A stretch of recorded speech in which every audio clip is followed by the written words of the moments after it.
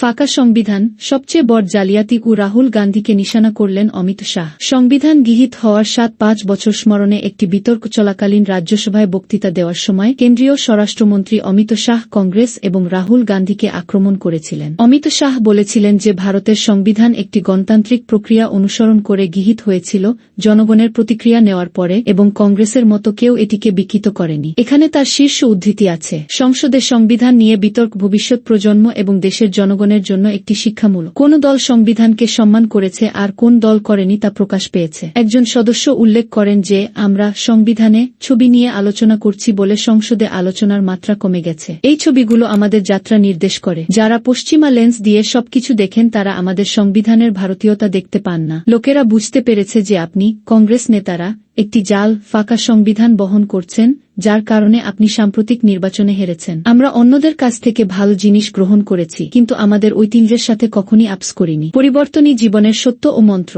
এটি এমন একটি বিষয় যা সংবিধান প্রণেতারাও উপলব্ধি করেছেন এবং এর জন্য বিধান তৈরি করেছেন। কংগ্রেস ৭ বার সংবিধান সংশোধন করেছে, বিজেপি তা করেছে মাত্র ২ বার। ১-৮ জুন ১৯৫১ এ প্রথমবারের মতো সংবিধান সংশোধন করা হয়। সংবিধান কমিটি এই সংশোধনী করে কারণ কংগ্রেস পার্টি সাধারণ নির্বাচনের জন্য অপেক্ষা করতে রাজি ছিল না। মত প্রকাশের স্বাধীনতা সীমিত করার জন্য সংবিধানে এক নয়া অনুচ্ছেদ যুক্ত করা হয়েছিল। একই দিনে দুটি নির্বাচনের ফলাফল প্রকাশিত হয়েছে। যখন বিরোধীরা মহারাষ্ট্রে নির্বাচনে হেরেছিল, তারা বলেছিল যে ইভিএম ত্রুটিপূর্ণ ছিল এবং তারা যখন ঝাড়খণ্ডের নির্বাচনে জিতেছিল তারা ভালো পোশাক পরে শপথ নিয়েছিল। একটু লজ্জাকর, লোকেরা দেখছে। আমরা একটি নতুন শিক্ষানীতি নিয়ে এসেছি যা কমিউনিস্ট দলগুলোও বিরোধিতা করেনি। আমরা ৩টি ফৌজদারি বিচার আইন নিয়ে এসেছি। প্রধানমন্ত্রী নরেন্দ্র মোদী এই আইনগুলি এনে ফৌজদারি বিচার ব্যবস্থার ভারতীয়করণ করেছিলেন। কেউ যদি দেশকে দাসত্বের মানসিকতা থেকে মুক্ত করার জন্য কাজ করে থাকেন, তিনি হলেন প্রধানমন্ত্রী মোদী।